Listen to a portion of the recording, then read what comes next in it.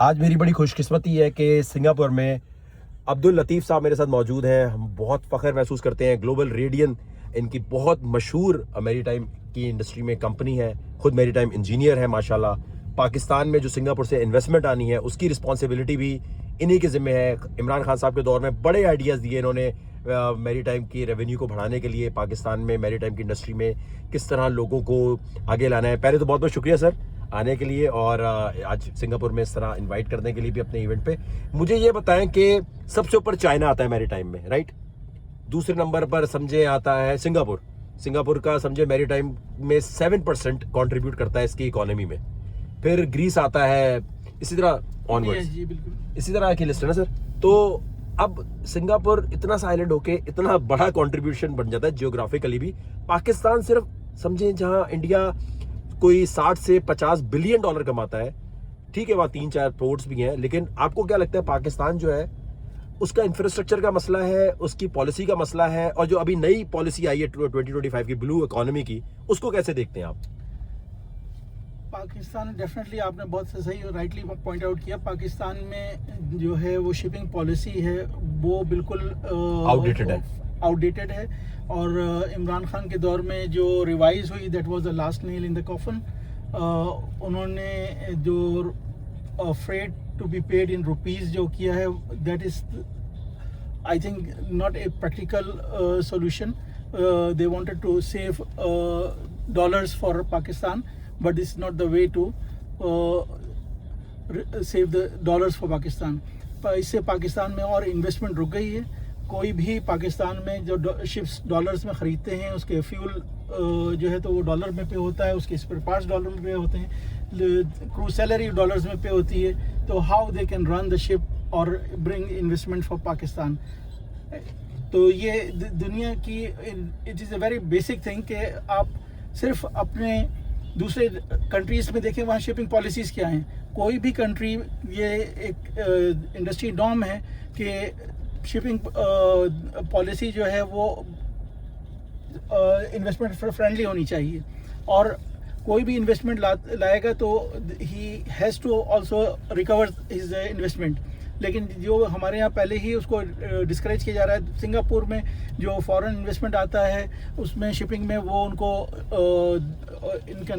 Income tax में rebate देते हैं, दूसरी तमाम फैसिलिटीज़ देते हैं, लेकिन अनफॉर्चुनेटली पाकिस्तान में ये चीज़ नहीं है। This is one of the major concern और present government I think they are considering, Junaid Anwar साहब हैं शिपिंग मिनिस्टर, वो इस पर काफ़ी गौर कर रहे हैं और मुझे उम्मीद है इंशाल्लाह कि और शहबाज शरीफ साहब जो प्राइम मिनिस्टर हमारे ऑनरेबल वो भी इस चीज़ को सीरियसली देख रहे हैं। तो आई होप कि ये शिपिंग पॉलिसी को वो मेजर उसमें रिवीजन की ज़रूरत है और ख़ास तौर से ये जो दूसरी कंट्रीज़ में जो हैं जो they are doing well in the shipping industry, उनकी पॉलिसीज़ को आप कॉपी कर लें। आप कोई नया इन्वेंट नहीं करें। मैं तो इस बेसिक से उसूल पे जाता हूँ कि आप कोई और चीज़ नहीं इन्वेंट नहीं करें, आप सिर्फ उनकी शिपिंग पॉलिसी को कॉपी कर लें। तो खुदा कुछ कीजिए कि इससे हमारे शिपिंग सेक्टर में जो सी फेयरर्स की जॉब्स हैं वो भी होती हैं इफ़ेक्ट हो रही हैं और पाकिस्तान में जो रेवेन्यू आ सकता है वो भी बहुत सीरियसली इफेक्ट हो रहा है। अच्छा, इस पूरे प्रोसेस में आजकल मैरीटाइम इंजीनियरिंग की तरफ अगर कोई बच्चा पाकिस्तान में देख रहा हो कि यार मैं इसकी इंजीनियरिंग में आता हूँ, आप समझते हैं कि ये एक अब इंडस्ट्री इस तरह है या इसमें भी सिविल इंजीनियरिंग की तरह बहुत टाइम लगाएं तो फिर जाके बंदे का कोई रेवेन्यू वगैरह अच्छा बनना शुरू होता है? कंसिडरिंग कि आज इंटरनेट इकोनॉमी आ गई है, उसमें आप रेकमेंड करते हैं मैरीटाइम इंजीनियर बनना? आपने ये बहुत प्यारी बात कही है। This is the only profession के बच्चा 2 साल की एकेडमी की ट्रेनिंग करने के बाद straight away he can start earning $300 minimum जो कैडेट को जहाज़ पे मिलते हैं। तो वो he is not burden for the family, उसकी फर्दर एजुकेशन वो खुद सपोर्ट करता है और with in 10 years he can earn $10,000 to $12,000 per month which is for his family and also for the revenue for the country। अच्छा, blue economy के अंदर जो बात हुई है अभी फरवरी 2025 के अंदर इन्होंने अपडेट्स की कुछ और पूरी सेशंस हुए, उसका आपको भी अपडेट होगी और जुलाई के अंदर इन्होंने इसे अपडेट किया है कि डिजिटलाइज करेंगे, शिप ब्रेकिंग के अंदर बहुत ज़्यादा जो चीज़ें रुकी हुई हैं उसको ठीक करेंगे। आप जुनैद साहब की पूरी उस चीज़ से एग्री करते हैं जो पॉलिसीज़ बना रहे हैं? आपकी नज़र से गुजरी है वो पॉलिसीज़? जो अभी तक मैंने सुना है उसमें उन्होंने काफ़ी रिवीजन किए हैं, लेकिन अभी भी फ्रेट जो है रुपीज़ में उसको नहीं कर पाए। अनफॉर्चुनेटली हमारे यहाँ जो भी मिनिस्ट्रीज़ में आते हैं उनका shipping is a vast field, तो उसको समझने में टाइम लगता है। जब तक वो समझते हैं तो उनका टेन्योर खत्म हो जाता है। अच्छा सर, ये फ्रेट को जरा आसान लफ्जों में ना लोगों के लिए बता दें जो आम सुन।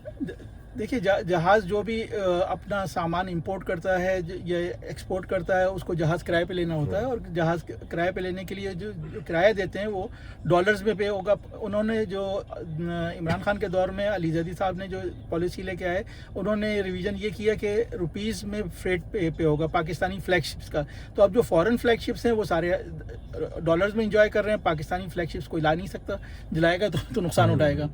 तो this is the I mean. और आपकी रिकमेंडेशन क्या है? पाकिस्तान फ्लैगशिप्स, मेरी रिकमेंडेशन ये है कि पाकिस्तान में जो भी इंपोर्ट और एक्सपोर्ट हो वो FOB बेसिस पे हो, ताकि पाकिस्तानी जो बिजनेसमैन है वो जो भी सामान खरीदना है, बेचना है, वो दूसरे कंट्रीज़ की पोर्ट से लें और फिर हम अपने शिप्स पे सामान लेके आएँ, ना कि दूसरे कंट्रीज़ के जो एक्सपोर्टर्स हैं वो सामान हमें पाकिस्तान में ऑन एट द जेटी जो है वो पे करते हैं। वो अपने शिप से ट्रांसपोर्ट करते हैं, अपने लोगों के लिए जॉब्स क्रिएट करते हैं, रेवेन्यू उससे कमाते हैं। जो हमारी शिपिंग, हमारे पाकिस्तान नेशनल शिपिंग के पास सिर्फ 8-9 जहाज़ हैं। आखिरी सवाल बस ये था कि आपने स्कूल, कॉलेज, यूनिवर्सिटी तो मुझे तो पता है, लेकिन लोगों को थोड़ा बताइएगा आपका जर्नी कैसा था। और 5 साल पहले तक मैंने सुना था कि 10 मिलियन US$ जो है आपका एनुअल रेवेन्यू था जी। तकरीबन आपके पास कोई अच्छे खासे शिप्स भी थे यार। अब क्या रेवेन्यू हो गया है? जी, still we are having about 12 to 14 million revenue है। और हमारे शिप्स हम मैनेज कर रहे हैं, फॉरेन शिप्स भी हैं, फ्लैग शिप्स हैं जो हम मैनेज कर रहे हैं। अभी भी हमारी बातचीत चल रही है पाकिस्तान गवर्नमेंट से, एंड वी आर डेफिनेटली कीन। हमारी जो ओवरसीज़ पाकिस्तानी हैं उनकी समझ लें कि दिली ख्वाहिश है हमेशा कि पाकिस्तान के लिए कुछ करें, उसमें पाकिस्तानियों के लिए कुछ करें, जो ऐसा करें कि जो उनके लिए आइंदा आने वाली नस्लें हमारी जो हैं तो वो उनके लिए फ़ायदा हो। माशाल्लाह, फ्लड्स के लिए आपने बहुत काम किया, आप लोगों ने बहुत फंड जमा किया। आपकी जो जर्नी है वो सर हैदराबाद से? नहीं, कराची से। कराची से। और स्कूल कौन सा था आपका? मैं DJ कॉलेज से हूँ। फिर उसके बाद मैंने कराची शिपयार्ड से ट्रेनिंग ली और फिर मैं सिंगापुर आया, अपनी फर्दर एजुकेशन सिंगापुर से की मैंने। Sir thank you so much आपके टाइम का। आइए अब आपके इवेंट पे चलते हैं।